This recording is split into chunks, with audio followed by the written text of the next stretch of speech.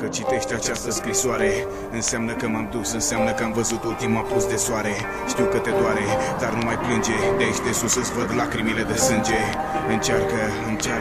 Încearcă să înțelegi, nu există legi împotriva sorții, care din când în când aruncă pe cineva în ghearele morții. Deci a trebuit să plec, știu, închiți în sec, dar știi și tu, nu poți spune nu când Dumnezeu te cheamă la ele. Oricum vreau să spun că am atins al meu țel, căci am iubit, am fost iubit, deși uneori am greșit. Cred că acum îmi permit să spun că nu am regrete, deși dacă aș dori aș găsi câteva, dar asta nu contează, asta nu ne va aduce din nou împreună.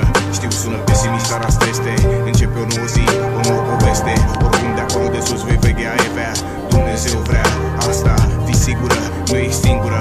Iar pe voi, prieteni, subsemnatul vă asigură că voi fi lângă voi, căci voi ați fost lângă mine prin destule, prin neuroi, suferință, mizerie, umilință și oricum nu mă voi schimba, chiar de sunt departe.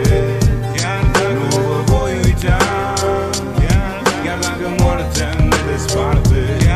Nu mă voi schimba, nu mă voi schimba, chiar de sunt departe. Nu vă voi uita, chiar dacă moartea ne desparte. Chiar dacă nu mai sunt printre voi acum și rătăcesc pe drumuri de fum, știu că n-am cum să nu vă mai simt, n-am cum să nu vă mai trimit gândurile mele atunci când simt că vă apasă zidurile grele. Că suntem sclavii acelea suferințe și avem aceleași dorințe. Ar fi bine dacă n-am crede în nimic, dar de fapt avem prea multe credințe. Nu-ți face griji pe care să o alegi, căci nu faci decât să te legi la ochi și să mergi înainte. Dozează-ți esența în cuvinte, cedează-ți orgoliul și nu-i purta trecutului doriul. Dar nu uita nici de ochi pentru dinte, căci în lumea ta zâmbetele sunt flinte. Provocărilor nu le întoarce spatele, nu-ți face griji dacă ai gândurile. Importante sunt faptele, nu-ți mai omorâ emoțiile, mâine vei avea altele. Renunță să mai pui inimii lacă-te, cu păcatele împacă-te. Și dacă nu știi de ce ești în stare, încearcă-te, încearcă-te, încearcă-te.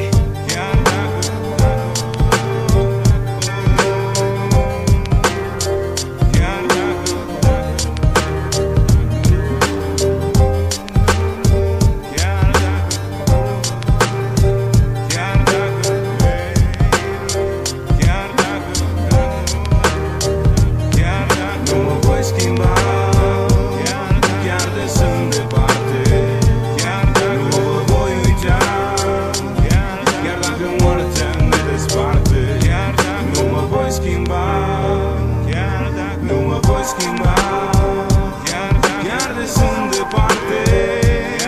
Nu vă voi uita, chiar dacă moartea ne desparte. Chiar dacă